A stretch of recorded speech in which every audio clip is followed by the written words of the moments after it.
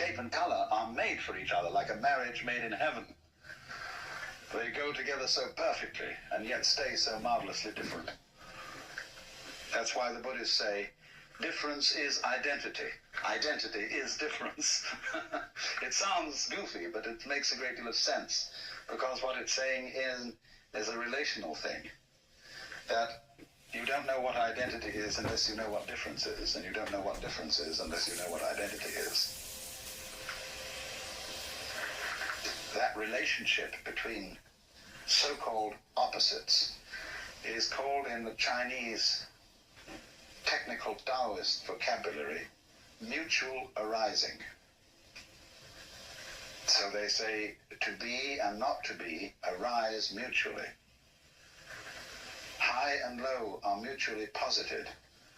Long and short are mutually delineated, and so on.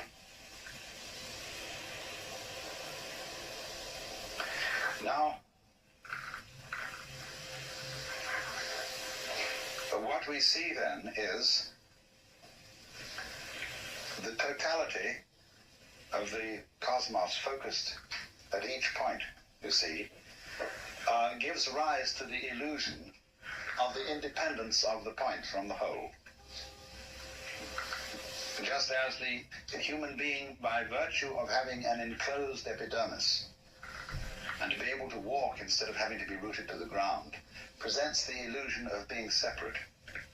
And so that's why I asked Vada to do these demonstrations last night, because he showed visually the interdependence of the figure and the background,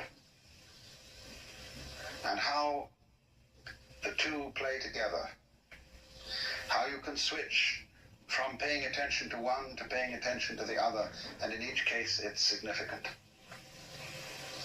That is an art that we have lost in our day-to-day perception of life, and it leads, practically speaking, to the serious problem of ecological blindness.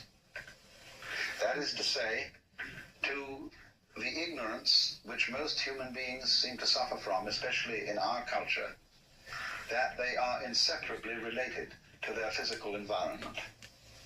It looks as if we aren't. It looks as if we can go out with bulldozers and insecticides and every kind of a gadget and make over our physical environment as it suits our whims.